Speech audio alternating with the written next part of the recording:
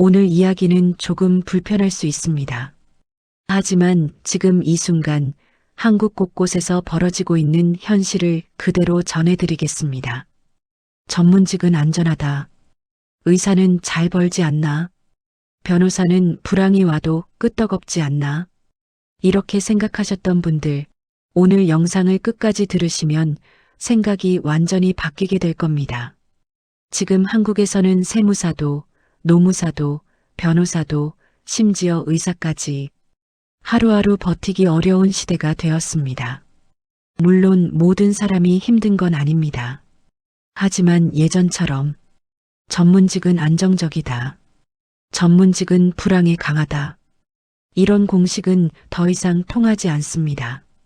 그리고 여기에는 우리 삶을 뒤흔드는 한국 경제의 커다란 구조적 문제가 숨어 있습니다. 며칠 전이었습니다.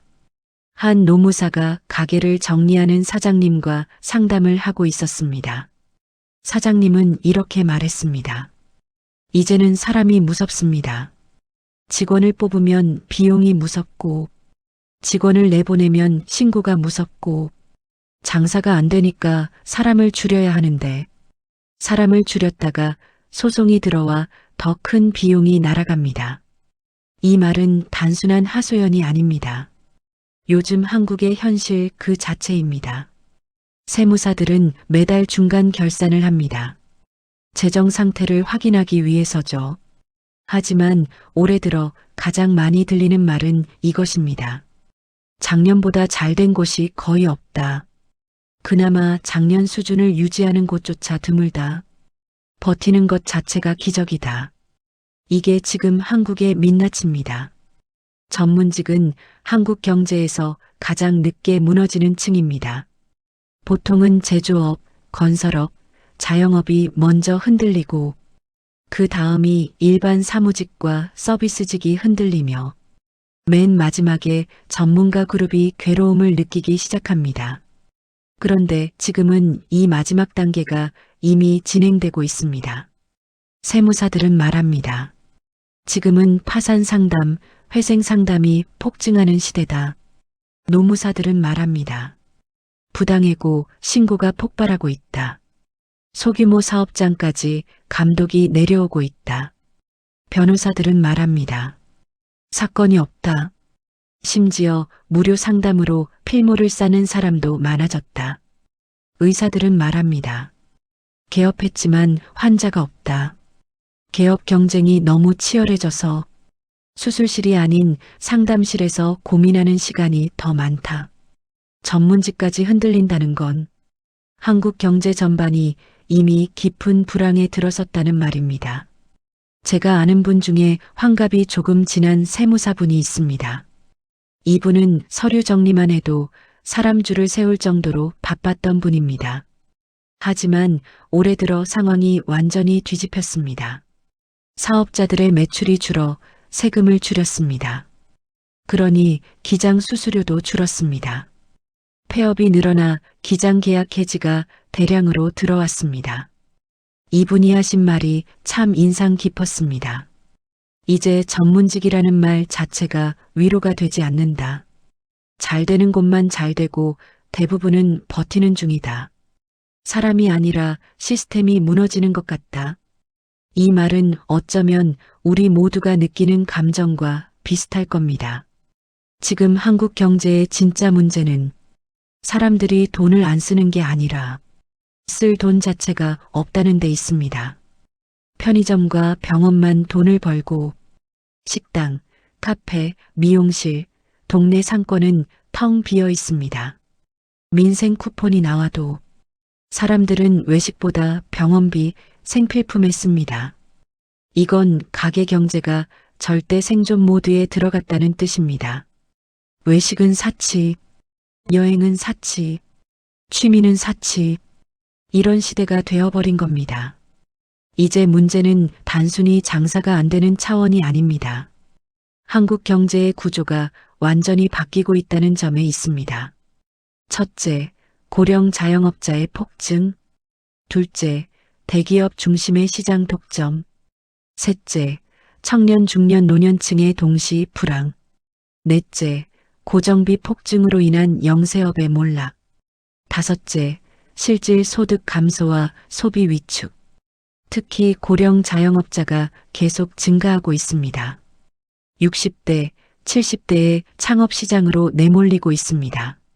하지만 준비 없이 뛰어들면 대부분은 폐업과 빚만 남기고 사라집니다. 이 모든 변화는 한국 사회의 피로도를 극도로 끌어올리고 있습니다. 서초에서 활동하는 한 변호사 이야기를 들었습니다. 변호사라면 그래도 안정적이지 않나?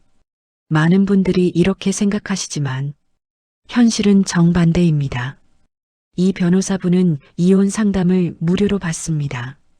무료 상담이라도 하지 않으면 사건 자체가 들어오지 않기 때문입니다. 상황이 이렇게 된 이유는 간단합니다. 경쟁자가 너무 많이 늘어났고 사람들은 법률 비용을 지출할 여유가 없습니다. 결혼 폭증 시대도 아니고 부동산 거래가 얼어붙으면서 법률 시장도 함께 얼어붙은 겁니다. 전문직의 수익 구조는 기본적으로 국민의 소비 여력에 의해 좌우됩니다. 결국 일반 서민의 주머니가 비면 전문가의 주머니도 비는 구조인 겁니다. 많은 분들이 의사는 불황이 와도 안정적이다. 이렇게 생각하시죠. 하지만 최근 들어 의사 개업이 폭증했습니다. 그만큼 기존 시장이 무너졌다는 의미입니다. 그리고 개업 경쟁이 심해지니 환자 쟁탈전이 시작됩니다. 어떤 병원은 홍보에 돈을 더 쓰고 어떤 병원은 다른 병원을 신고하기도 합니다. 이런 건 아주 나쁜 신호입니다. 의료시장까지 경쟁 과열에 빠지면 한국 경제는 더 위험해질 수밖에 없습니다. 이제 이야기의 중심을 자영업자로 옮겨보겠습니다. 요즘 식당 사장님들이 가장 많이 하는 말. 정말 미안해서 직원 못 뽑겠다. 장사가 잘 안 되는데 인건비는 계속 오른다. 사람을 쓰는 것이 아니라 빚을 쓰는 느낌이다.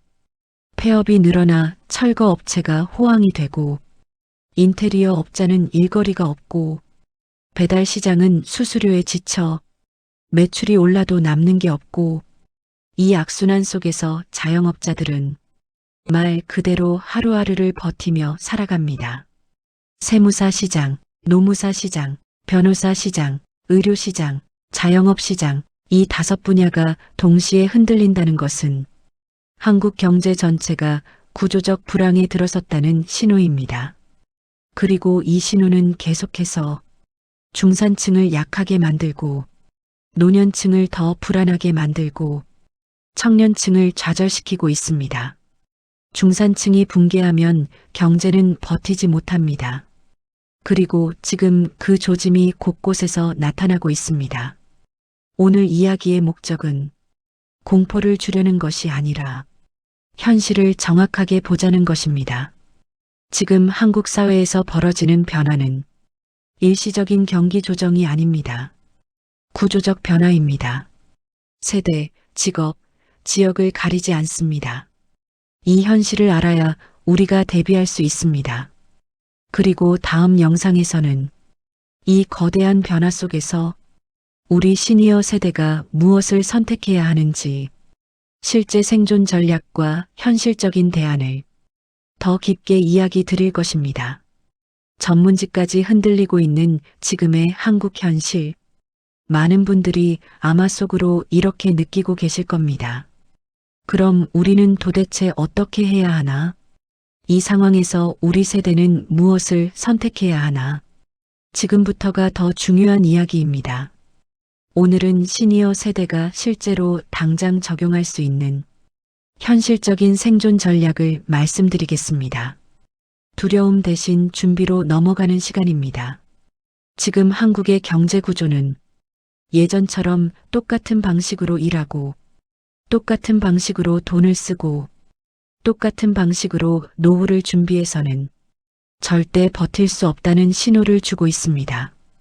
예전에는 어디가 아프지 않을 만큼만 건강을 챙기고 집 한 채만 붙잡으면 어떻게든 살 수 있었고 조금씩 아끼면 노후가 유지됐습니다. 하지만 지금은 완전히 다릅니다.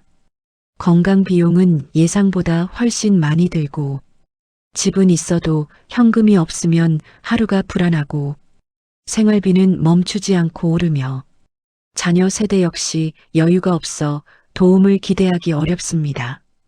그래서 첫 번째 전략은 체력과 생활비 흐름을 동시에 관리하는 이중 루틴이 필요하다는 것입니다. 아침에 일어나면 몸의 상태를 체크하고 걷기나 가벼운 움직임을 생활화해서 의료비를 미리 줄여놓는 것, 그리고 한 달 생활비에서 빼도 되는 것과 빼면 안 되는 것을 구분하는 루틴을 만드는 것, 몸을 지키는 루틴과 생활비를 점검하는 루틴을 동시에 가져가는 것이 지금 시니어 세대에게 가장 중요한 첫걸음입니다. 지금 한국의 위기는 대기업은 살아남고 개인과 소규모 사업자들이 먼저 무너지는 양극단 구조가 더 강해지고 있다는 점입니다. 이 말은 곧 예전처럼 은퇴 후 자영업으로 새로운 인생을 찾는 방식이 더 위험해졌다는 뜻입니다. 그래서 두 번째 전략은 무언가를 새로 시작하더라도 비용이 적게 드는 구조로 시작해야 한다는 겁니다. 가게를 내고 인테리어를 하고 장비를 사는 방식은 지금 시대와 맞지 않습니다. 대신 한 달 고정비가 거의 들지 않는 방식, 경험과 시간을 파는 방식, 온라인을 활용하는 방식, 재능을 소규모로 나누는 방식이 지금 가장 안전한 구조입니다. 예를 들어 운동을 꾸준히 해온 분이라면 동네에서 소규모 걷기 모임을 만드는 것도 일종의 소득이 될 수 있습니다. 요리나 살림에 자신 있는 분이라면 이웃에게 필요한 생활 서비스로 아주 작은 수익을 만들 수도 있습니다. 중요한 건 이제는 큰 돈을 벌기 위해 시작하는 게 아니라 생활비의 구멍을 막고 자존감을 지키며 작지만 지속적인 수입을 만드는 방식이 가장 안전하다는 것입니다. 지금 한국 경제의 본질적인 변화는 돈을 어디에 써야 하는지 전략을 완전히 다시 짜야 한다는 점입니다. 시니어 세대가 절대 놓치면 안 되는 기준은 돈을 쓰는 것보다 돈이 새지 않게 하는 것이 더 중요해졌다는 점입니다. 특히 주의해야 하는 부분은 충동 비용, 감정 비용, 사람 관계에서 생기는 무리한 지출입니다.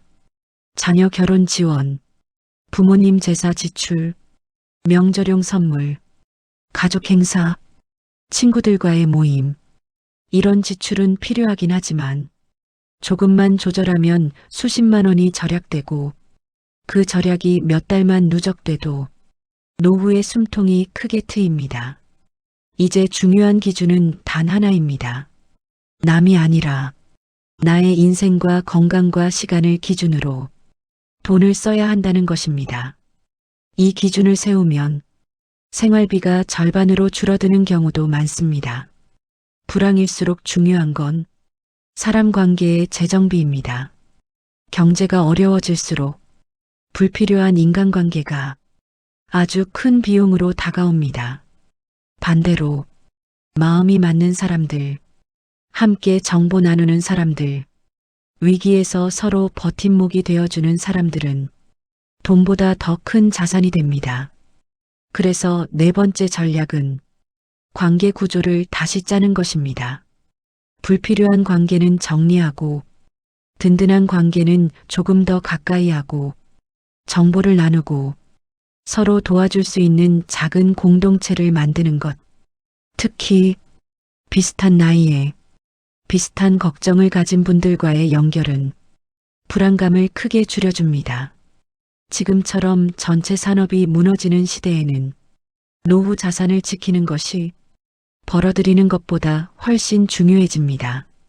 자산이 크든 작든 흐름을 잡지 못하면 불황일수록 돈이 빠져나가는 속도가 더 빨라집니다.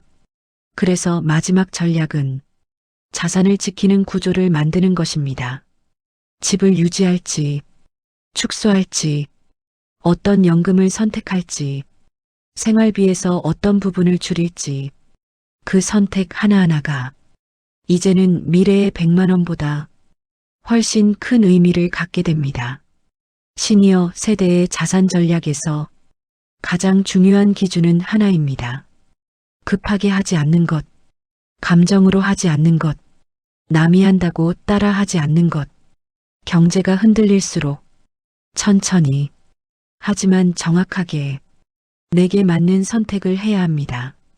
지금 한국 사회는 예전과 완전히 다른 시대를 살고 있습니다.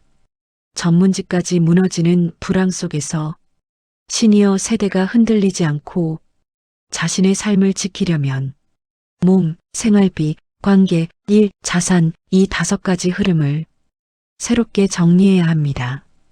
오늘 영상이 도움이 되셨다면 구독과 좋아요로 응원해 주시고 현재 여러분이 느끼는 현실은 어떤지 댓글로 이야기 나눠주세요. 여러분의 이야기가 누군가에게 큰 힘이 될 수 있습니다.